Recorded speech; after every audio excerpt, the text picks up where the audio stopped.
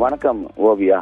விழுப்புரம் அருகே உள்ள கெடார் பகுதியை சார்ந்தவர் குணசேகரன். இவர் அதாவது நாமக்கல்ல இருந்து முட்டை கொள்முதல் செய்து விழுப்புரம் மாவட்டத்தில் பல்வேறு இடங்கள்ல கடைகளுக்கு இவர் முட்டைகளை விற்பனை செய்து வருகிறார். அதாவது மொத்த வியாபாரத்திற்கு.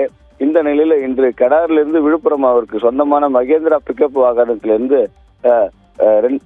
அதாவது சுமார் பாத்தீங்கன்னா 2.5 லட்சம் மதிப்பிலான 1 டன் முட்டைகளை ஏற்றி கொண்டு செல்லும் பொழுது ஐயம்பாளையம் பகுதியில விழுப்புரம் செஞ்சி ஜேசி நெடுஞ்சால கொண்டிருந்த போது எதிரே அரசு பேருந்து இந்த மகேந்திரா முட்டை ஏற்றிட்டு வந்த பிக்கப் வாகனம் முந்தி செல்ல முயன்ற பொழுது எதிர்பாராத விதமாக கட்டுப்பாட்டை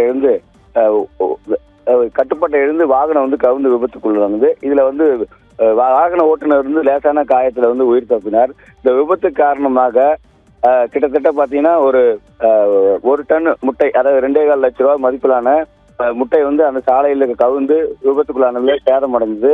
இதை அறிந்த உடனே விபத்துக்குள்ளான இடத்துல பாத்தீங்கன்னா போக்குவரத்தும் பாதிக்கப்பட்டது.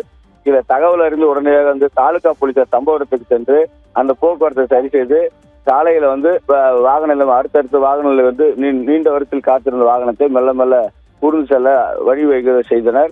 தொடர்ந்து இது போன்ற விபத்துக்கள் ஏற்பட காரணம் என்று அதிவேகத்தில் இந்த முட்டை ஏற்றி செல்லும் வாகனங்கள் அதிவேகமாக செல்வதால் காரணமாகவே இந்த விபத்து ஏற்பட்டதாக அந்த பகுதி மக்கள் ஒரு சிலர் தம்மிடம் தகவல் தெரிவித்தனர். இது போன்ற முட்டை போன்ற வாகனங்கள் மகேந்திரா பிக்கப் என்ற வாகனத்துல லோடு ஏற்றிட்டு செல்லும் வாகனங்களை போக்குவரத்து காவல்துறை பராமரித்து அவர்களுக்கு அதிக வேகமாக சென்றால் அபராதம் விதிக்க வேண்டும் என்பதே அனைவரும் கோரிக்கையாக உள்ளது. ஓவியா.